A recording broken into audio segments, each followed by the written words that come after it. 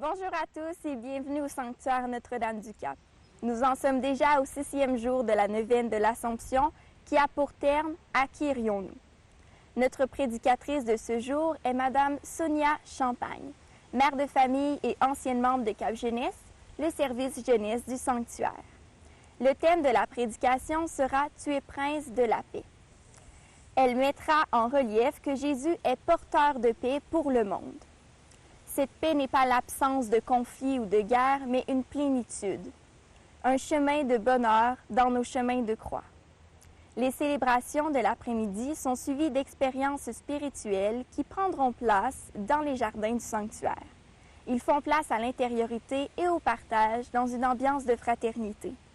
Demain, dimanche, pour accommoder certains groupes, la fête de l'Assomption débutera à 11h avec une célébration en espagnol au Petit Sanctuaire et à 11h30 avec une célébration en créole au sous-sol de la basilique. Pour de plus amples informations, n'hésitez pas à vous rendre sur notre site web. Bonne célébration et bonne neuvaine!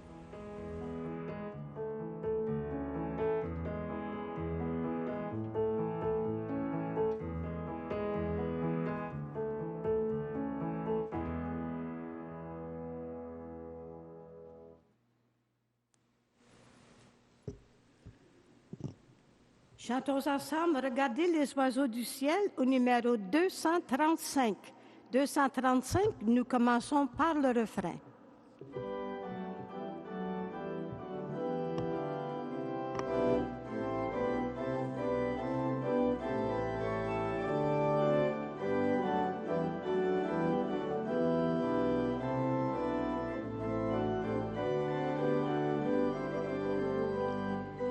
Cherchez d'abord le royaume et la justice de Dieu. Cherchez d'abord le royaume, le reste vous sera donné. Regardez les oiseaux du ciel, ils ne sèment ni ne moissonnent. Mon Père leur donne aussi bien le gré que le miel. Cherchez d'abord le royaume et la justice de Dieu. Cherchez d'abord le royaume, le reste vous sera donné.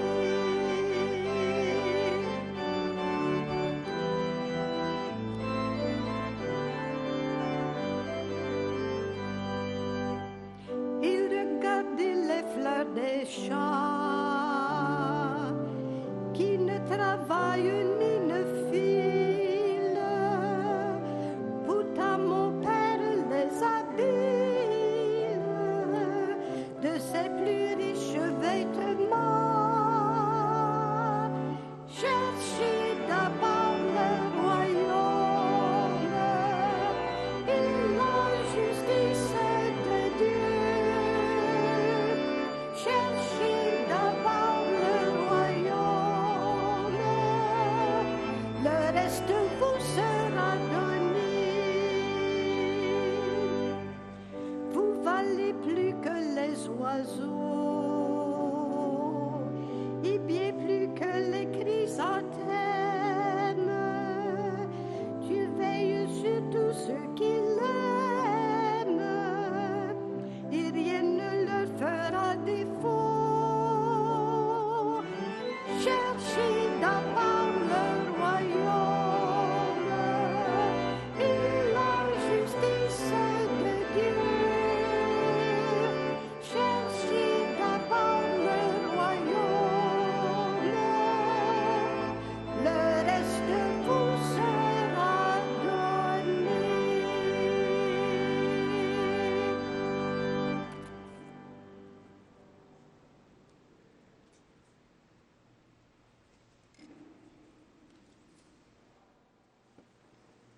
Au nom du Père et du Fils et du Saint-Esprit, la grâce de Jésus le Christ, notre Seigneur, l'amour de Dieu le Père et la communion de l'Esprit Saint soient toujours avec vous.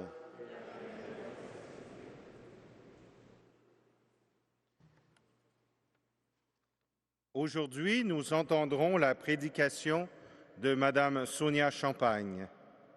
Cette jeune maman a grandi dans une famille de 7 enfants. Élevée par une mère monoparentale qui lui a transmis la foi en bas âge, elle a complété, entre autres, des études en théologie au Centre Agapé de Québec. Cette ancienne de Cap Jeunesse, toujours impliquée dans les églises de Mauricie, nous fait la joie de nous offrir la prédication de ce 6e jour de la neuvaine.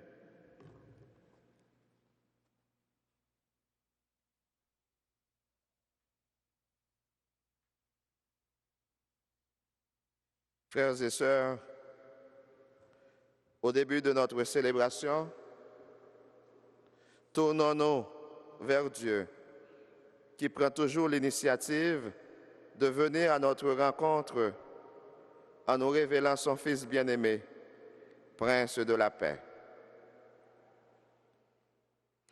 Seigneur Jésus, Prince de paix, envoyé par le Père pour nous guérir et nous couronner d'amour et de tendresse, prends pitié de nous.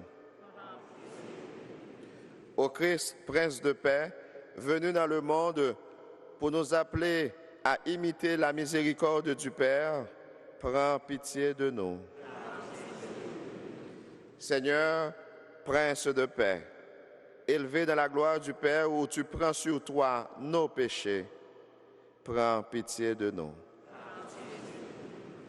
Que Dieu Tout-Puissant n'agisse pas envers nous selon nos fautes, qu'il nous pardonne toutes nos offenses et qu'il nous conduise jusqu'en vie éternelle. Prions le Seigneur. Seigneur, Dieu de paix, c'est toi-même qui es la paix. Nul sentiment de discorde n'a de prise sur toi. Tu n'es atteint par aucune pensée de haine. Donne à ceux et celles qui vivent dans la concorde de persévérer dans le bien. Donne à ceux et celles qui sont en désaccord de ne pas garder rancune du mal. Par Jésus-Christ, ton Fils, notre Seigneur, lui qui vit, qui règne avec toi dans l'unité du Saint-Esprit, et il est Dieu pour les siècles des siècles.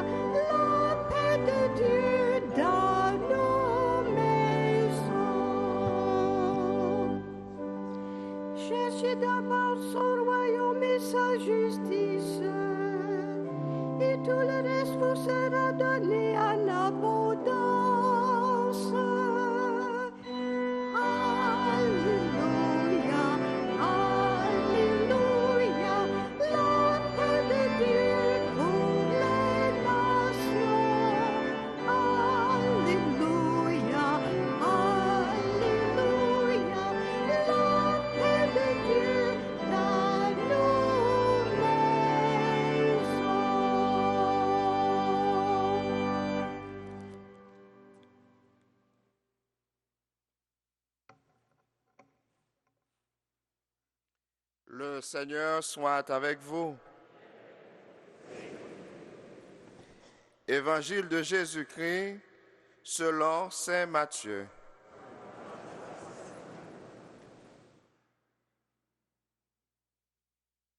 En ce temps-là, Jésus disait à ses disciples, « Nul ne peut servir de maître, ou bien il haïra l'un et aimera l'autre, ou bien il s'attachera à l'un et méprisera l'autre. Vous ne pouvez pas servir à la fois Dieu et l'argent. C'est pourquoi je vous dis, ne vous souciez pas pour votre vie de ce que vous mangerez, ni pour votre corps de quoi vous le vêtirez. La vie ne vaut-elle pas plus que la nourriture et le corps plus que les vêtements? Regardez les oiseaux du ciel. Ils ne font ni semaille ni moisson. Ils n'amassent pas dans des greniers. Et votre Père céleste les nourrit. Vous-même, ne valez-vous pas beaucoup plus qu'eux? Qui d'entre vous, en se faisant du souci, peut ajouter une coudée à la longueur de sa vie? Et au sujet des vêtements, pourquoi se faire tant de soucis? Observez comment poussent les lys des champs. Ils ne travaillent pas, ils ne filent pas. Or, je vous dis que Salomon lui-même, dans toute sa gloire, n'était pas habillé comme l'un d'entre eux. Si Dieu donne un tel vêtement à l'herbe des champs, qui est là aujourd'hui et qui demain sera jeté au feu, ne fera-t-il pas bien davantage pour vous, hommes de peu de foi? Ne vous faites donc pas tant de soucis. Ne dites pas qu'allons-nous manger, ou bien qu'allons-nous boire, ou encore avec quoi nous habiller. Tout cela, les païens le cherchent. Mais votre Père céleste sait que vous en avez besoin. Cherchez d'abord le royaume de Dieu et sa justice, et tout cela vous sera donné par surcroît. Ne vous faites pas de soucis pour demain. Demain aura souci de lui-même. À chaque jour suffit sa peine. Acclamons la parole de Dieu.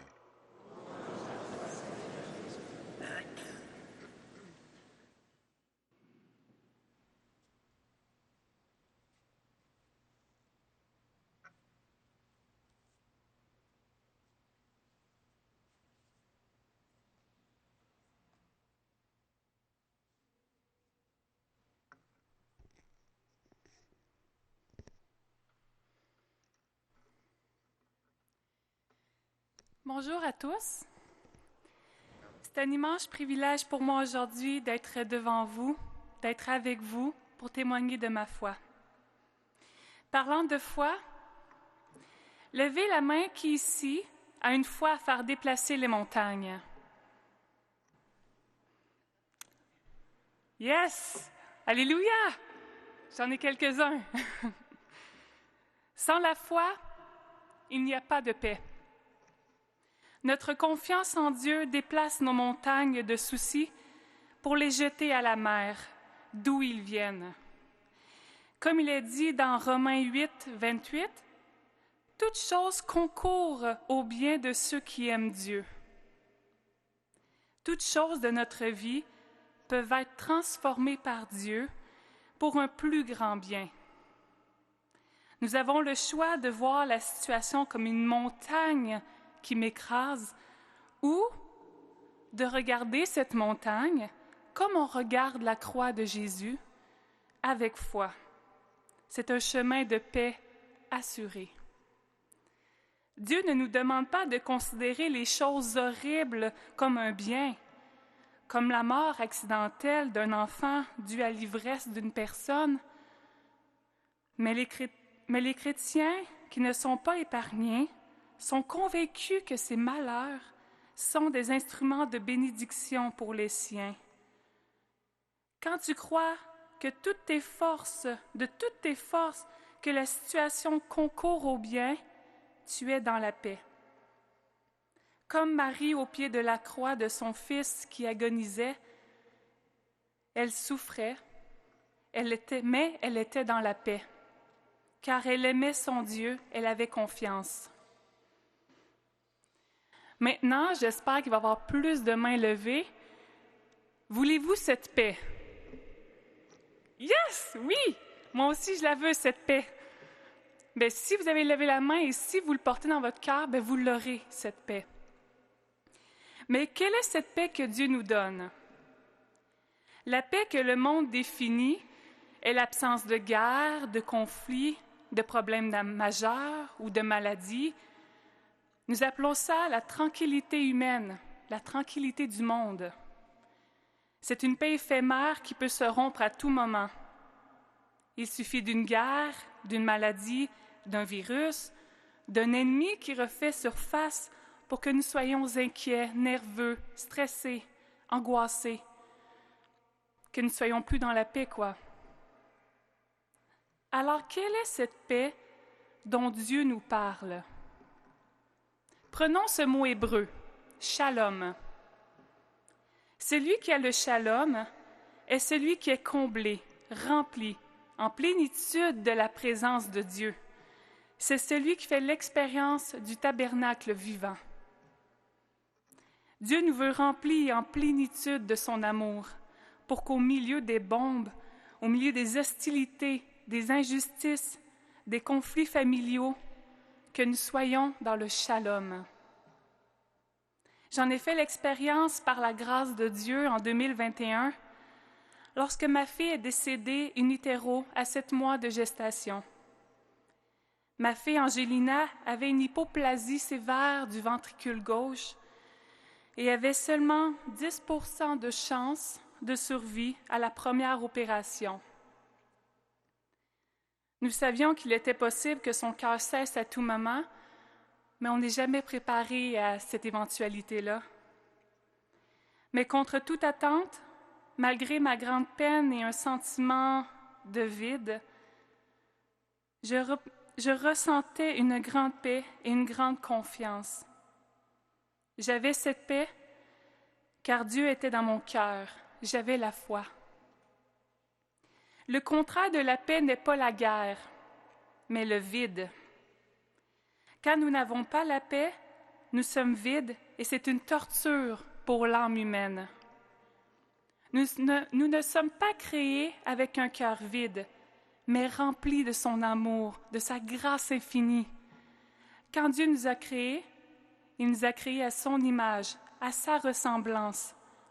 Ce même Dieu qui a créé l'univers, la beauté de ce monde, la vie, ce Dieu qui est infini, infiniment bon et miséricordieux, c'est ce Dieu qui nous habite.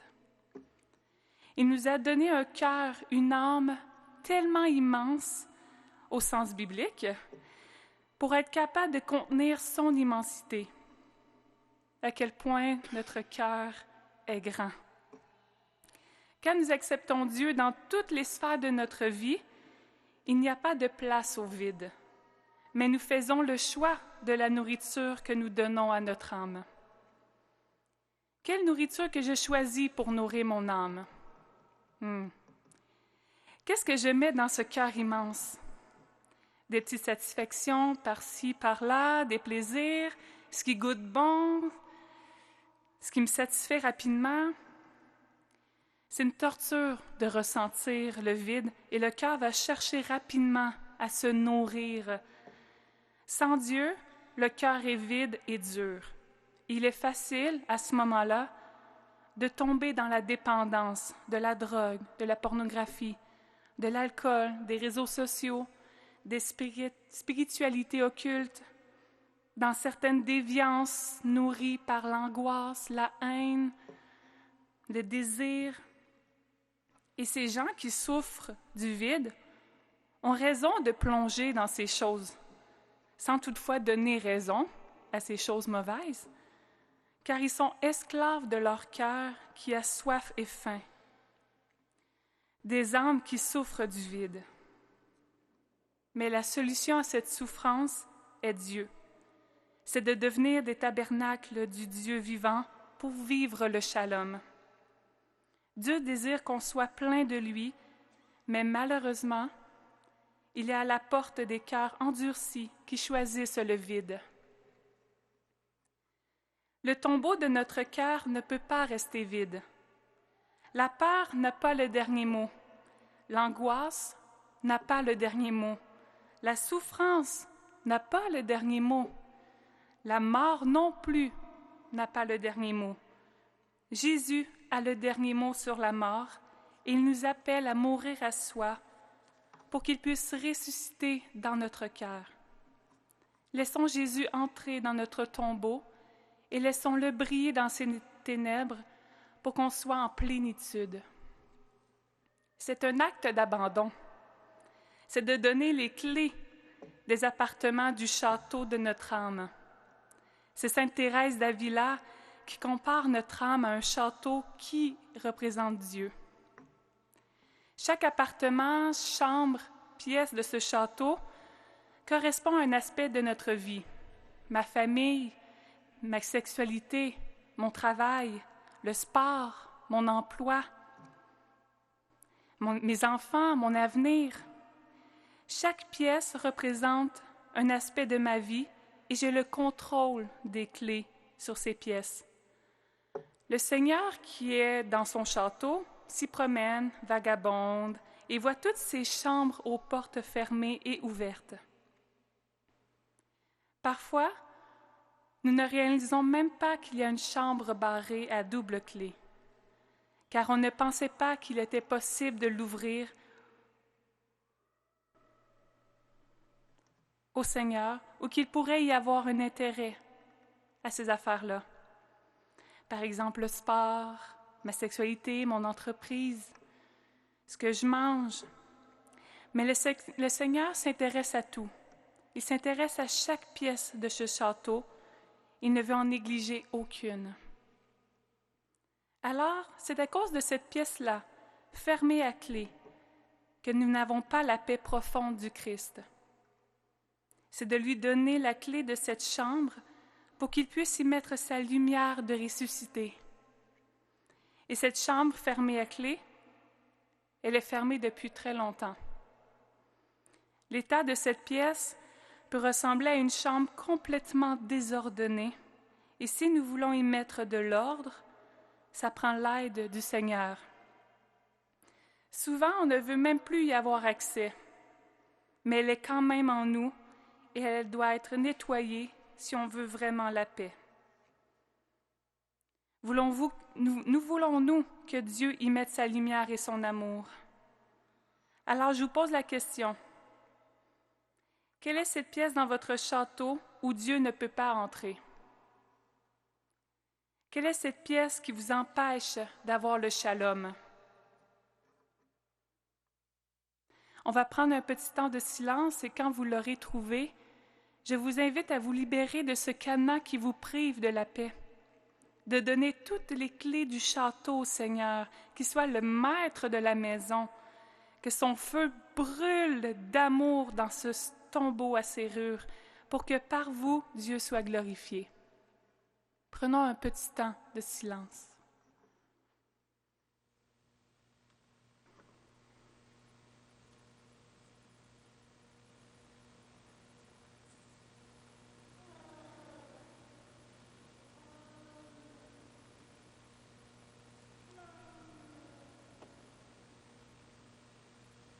Comme l'Évangile nous l'enseigne, le Seigneur nous veut libres de tout souci.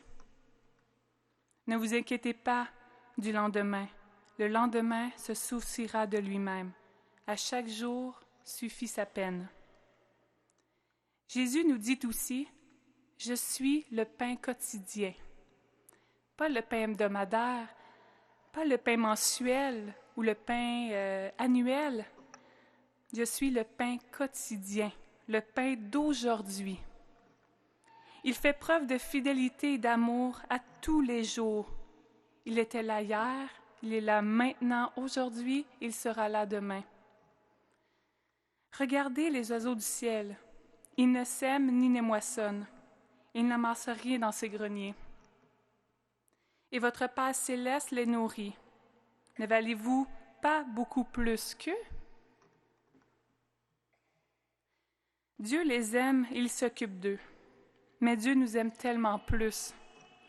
Il va être autant plus fidèle à nous. Malheureusement, le souci ronge notre paix, crée un vide et ferme les portes de nos chambres. car la crainte bannit l'amour et Dieu est amour.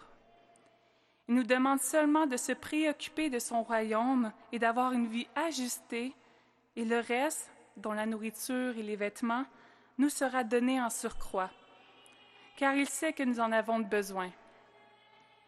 Si nous donnons tout et suivons ses enseignements, notre âme sera vivante et notre âme poussera des chants de joie. Amen! C'est pas merveilleux? Moi, je trouve ça incroyable. Je suis dans la joie de suivre Jésus, de diminuer mon niveau de contrôle sur ma vie et d'être dans la confiance pour mon avenir. Ça me rend libre. C'est un laisser-aller qui vaut la peine. Mais c'est pas sans défi. Chercher à connaître son royaume exige de se dépouiller pour acheter la perle. Celui qui s'est dépouillé le premier, c'est Jésus, qui s'est livré en sacrifice au monde, pour nous donner la force au quotidien, par son corps et son sang, contre l'ennemi qui souhaite le vide dans notre âme. Nous avons besoin de cette nourriture qui soutient notre âme, et Dieu l'a vu. Il a aussi vu la flamme de nos lampes faibles, et c'est pour ça qu'il rend visible sa présence humaine, vivante, par des miracles dans l'Eucharistie. J'aimerais juste définir rapidement ce qu'est un miracle eucharistique. Par les paroles de la consécration, ceci est mon corps, ceci est mon sang, la substance du pain devient le corps du Seigneur et la substance du vin devient le sang du Seigneur. Cette transsubstantiation dont nous faisons l'expérience au quotidien ne peut être en aucune façon expérimentée par les sens. Alors seule la foi nous assure le miracle qui se produit. Mais les signes visibles, les miracles eucharistiques qui se sont produits au cours des siècles à travers le monde, nous aident en confirmant notre foi, en la présence réelle du corps et du sang du Seigneur dans l'Eucharistie. Et je trouvais ça intéressant de m'arrêter sur quelques faits scientifiques suite à des examens approfondis sur des reliques sacrées de chair et de sang. Mais le plus fascinant sur ces faits, c'est qu'il y a une similitude dans les différents résultats scientifiques à travers les siècles. Les différents examens révèlent que la chair et le sang sont de nature humaine, appartenant au groupe sanguin AB.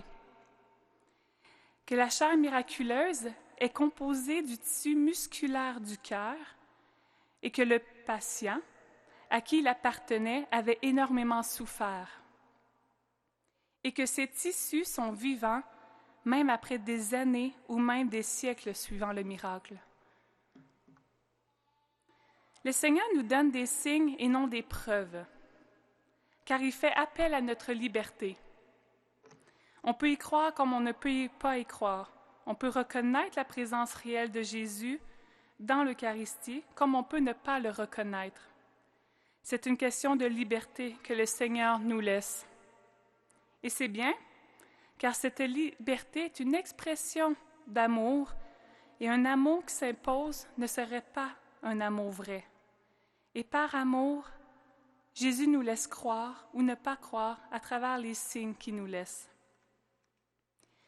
Mais si les gens prenaient vraiment conscience du grand miracle, nos églises seraient remplies d'une foule à chaque semaine ou même à chaque jour pour faire l'expérience de sa rencontre. Mais nous-mêmes, quand nous venons à l'Église, est-ce que notre âme dort sur les bancs d'Église? Moi, oui. Trop souvent. Mais je sais que vous ne faites pas ça. Je suis la seule ici. Inquiétez-vous pas. Je crois aux prières et je vais les réciter. J'écoute la parole de Dieu. Je souhaite la paix à mes proches autour de moi et avec conviction. Je crois réellement que Dieu se fait chair et sang pendant la consécration, mais mon âme n'est pas toujours disposée à le recevoir. Quand le prêtre dit « La paix soit avec vous », mais cette paix que le prêtre nous donne au nom de Jésus C'est la même paix que Jésus nous a donnée le jour de sa résurrection et qu'il continue de nous donner, le shalom. Mais malgré ça, malgré que le prêtre me donne la paix de Jésus, je ressors de la messe relativement dans la même posture que je suis rentrée. Pourquoi? Parce que mon âme n'était pas disposée à le recevoir. Alors lorsque nous avons la grâce de recevoir le corps de Jésus et que nous lui laissons la place, nous faisons l'expérience du tabernacle vivant.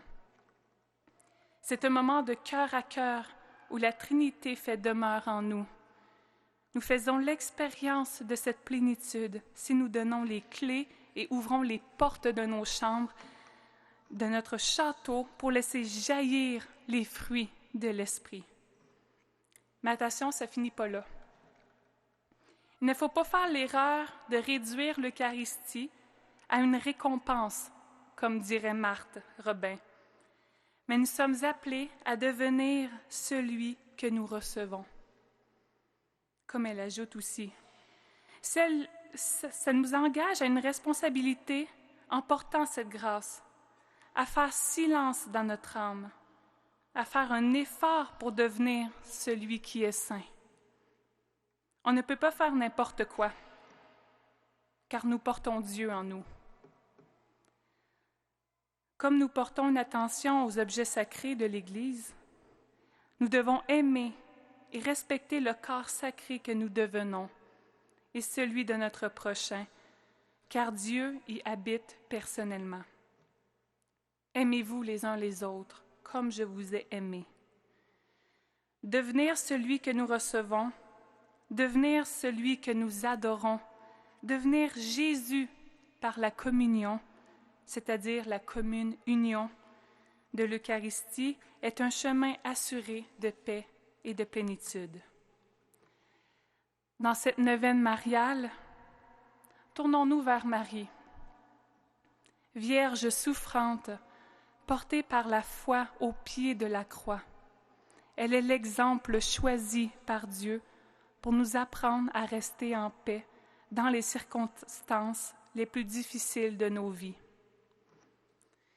L'expérience spirituelle proposée par le sanctuaire nous invite à entrer en méditation, en union avec notre Dieu par les chants inspirés, taisés. Je vous invite à y aller, car par ces chants méditatifs, nous goûtons à l'expérience de l'oraison et par ce silence de l'âme dont Jésus nous invite à vivre, notre cœur s'unit spirituellement à Dieu pour écouter sa sagesse. Shalom, shalom, mes frères et mes sœurs.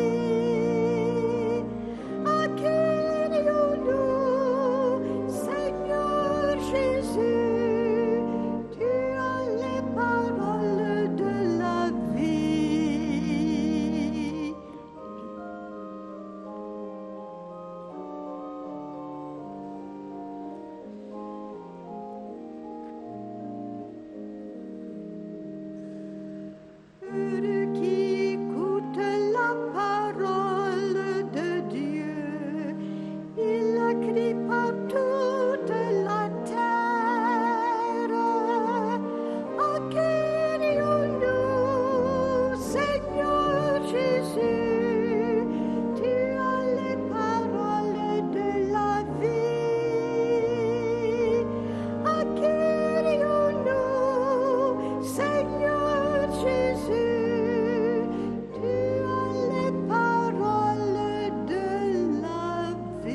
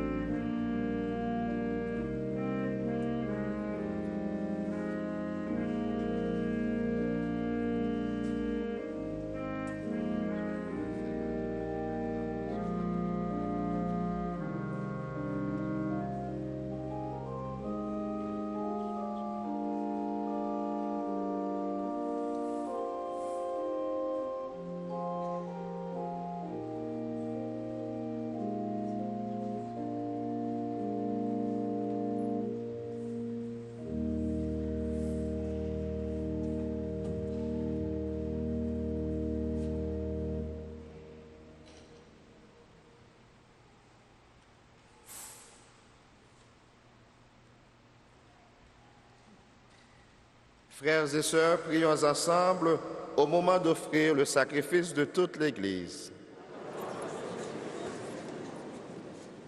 Nous célébrons, Seigneur, sous le signe des sacrements, le sacrifice du salut offert par ton Fils, le roi de paix. Nous t'en prions. Puisque cette offrande est signe de paix et d'unité, qu'elle contribue à raffermir la concorde entre tous tes enfants, par le Christ, notre Seigneur. Le Seigneur soit avec vous. Élevons notre cœur. Rendons grâce au Seigneur notre Dieu. Vraiment, il est juste et bon pour ta gloire et pour notre salut de t'offrir notre action de grâce, toujours et en tout lieu. Seigneur Père très saint, Dieu éternel et tout-puissant, par le Christ notre Seigneur. Par lui, tu nous conduis à la connaissance de ta vérité, pour que nous devenions son corps, unis dans une seule foi et un seul baptême. Par lui, tu répands ton Esprit Saint sur toutes les nations, l'Esprit qui fait une œuvre merveilleuse par la diversité de ses dons et réalise ainsi l'unité. Il habite le cœur de tes enfants d'adoption. Il remplit l'Église tout entière et ne cesse de la guider. C'est pourquoi, unissant nos voix à celles des anges, nous te louons dans la joie en chantant.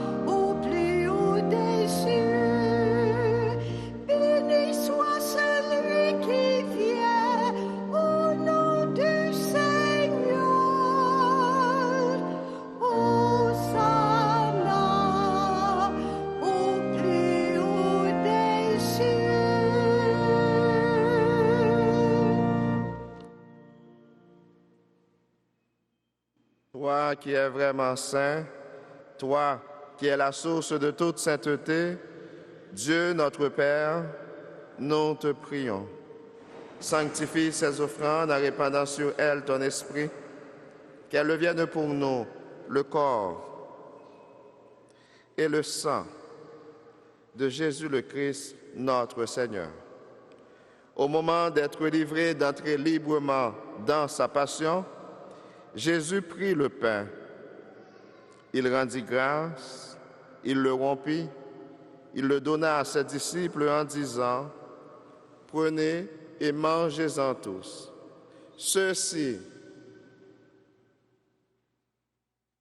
est mon corps livré pour vous. »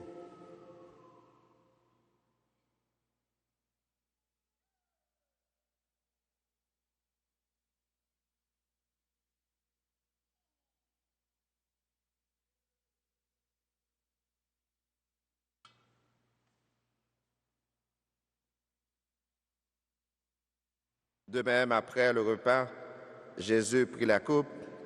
De nouveau, il rendit grâce. Il la donna à ses disciples en disant, « Prenez et buvez-en tous, car ceci, c'est la coupe de mon sang, le sang de l'alliance nouvelle et éternelle, qui sera versé pour vous et pour la multitude en rémission des péchés. Vous ferez cela en mémoire de moi. »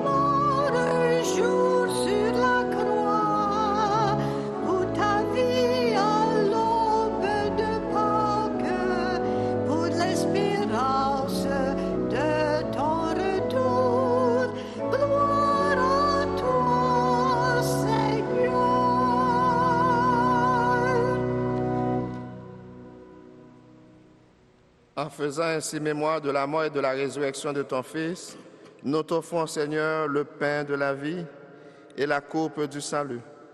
Et nous te rendons grâce, car tu nous as estimés dignes de nous tenir devant toi pour te servir. Humblement, nous te demandons qu'en ayant part au corps et au sang du Christ, nous soyons rassemblés par l'Esprit Saint en un seul corps. Et maintenant, Seigneur, rappelle-toi tous ceux et celles pour qui nous offrons le sacrifice.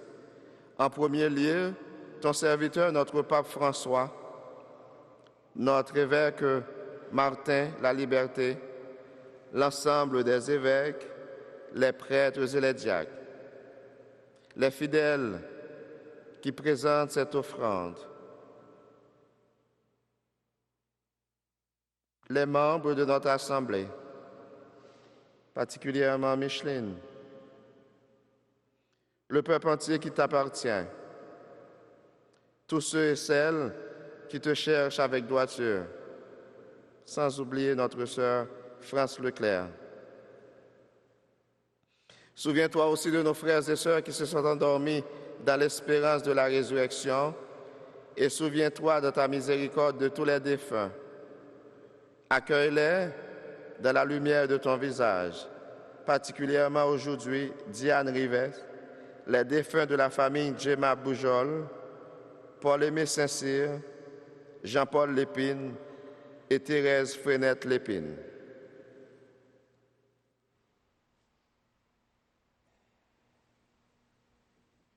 Sur nous tous, enfin, nous implorons, Seigneur, ta bonté. Permets qu'avec la Vierge Marie, la bienheureuse Mère de Dieu et notre Mère, avec Saint Joseph, son époux, avec les apôtres, Sainte Eugène de Masdod, le bienheureux Père Frédéric et tous les saints et saintes qui ont fait ta joie au long des âges, permets que nous ayons part avec eux à la vie éternelle et que nous accordions ta louange et ta gloire par Jésus le Christ, ton Fils bien-aimé.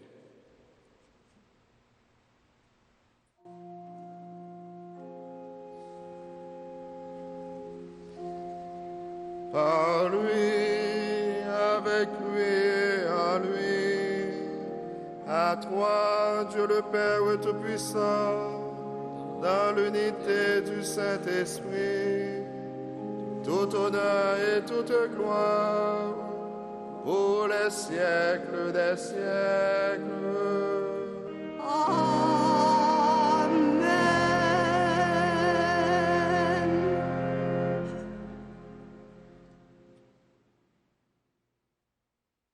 Dans la confiance, disons ensemble, Notre Père qui es aux cieux, que ton nom soit sanctifié, que ton règne vienne, que ta volonté soit faite sur la terre comme au ciel.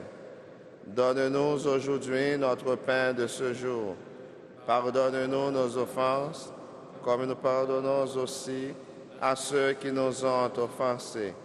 Et ne nous laisse pas entrer en tentation, mais délivre-nous du mal. Délivre-nous de tout mal, Seigneur, et donne la paix à notre temps. Donne la paix, Seigneur, à notre Église. Donne la paix, Seigneur, à nos familles. Soutenus par ta miséricorde, nous serons libérés de tout péché, à l'abri de toute épreuve. Nous qui attendons que se réalise cette bienheureuse espérance, l'avènement de Jésus-Christ, notre Sauveur.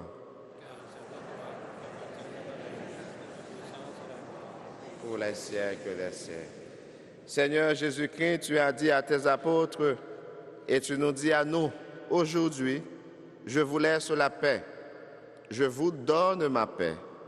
Ne regarde pas nos péchés, Seigneur, nos incohérences, notre vulnérabilité humaine, mais regarde, Seigneur, notre foi. Regarde la foi de ton Église. Pour que ta volonté s'accomplisse, donne-lui toujours cette paix et conduis-la vers l'unité parfaite, toi qui vis et règnes pour les siècles des siècles.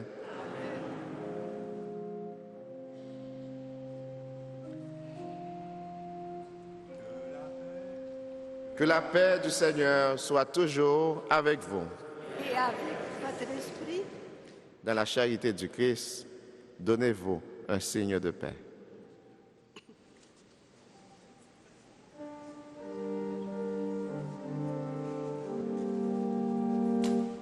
La paix soit avec nous. La paix de Jésus-Christ. La paix soit entre nous. La paix de son esprit.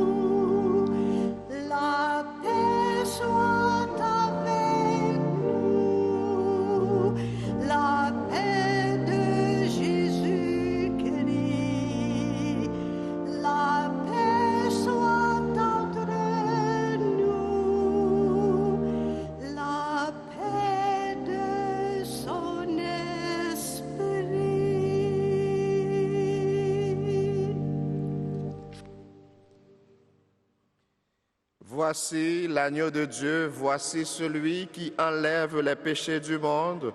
Heureux sommes-nous d'être les invités au repas des noces de l'agneau.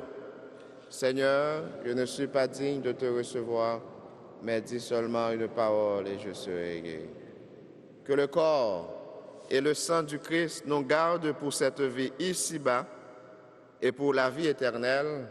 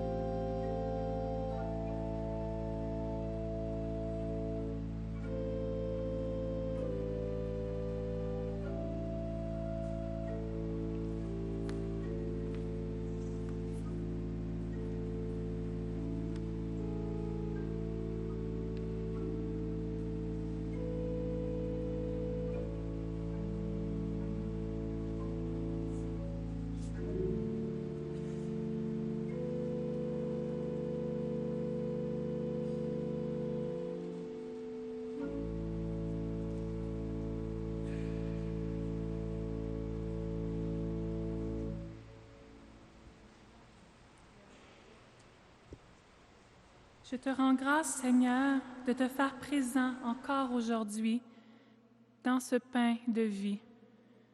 Sonde notre cœur pour que nous puissions dès aujourd'hui se laisser transformer par cette sainte Eucharistie. Que ce corps du Christ nous garde dans la paix, car notre Père est amour. Amen.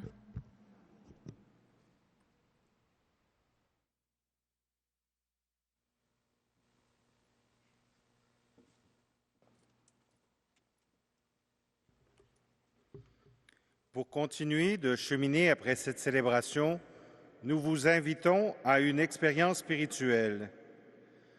Comme mentionné dans la prédication, cette expérience spirituelle sera un temps de prière à la manière de Thésée.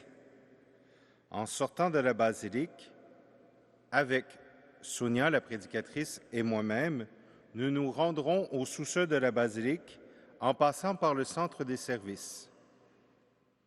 Ce temps de prière sera animé par Sonia, la prédicatrice du jour, Catherine de Cap-Jeunesse et par moi-même.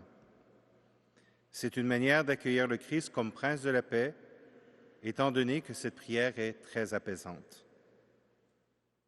Et comme à chaque soir de la neuvaine, une procession au flambeau aura lieu tout de suite après la prédication de 19h ce soir. Cette prière fait partie intégrante de la messe. Merci.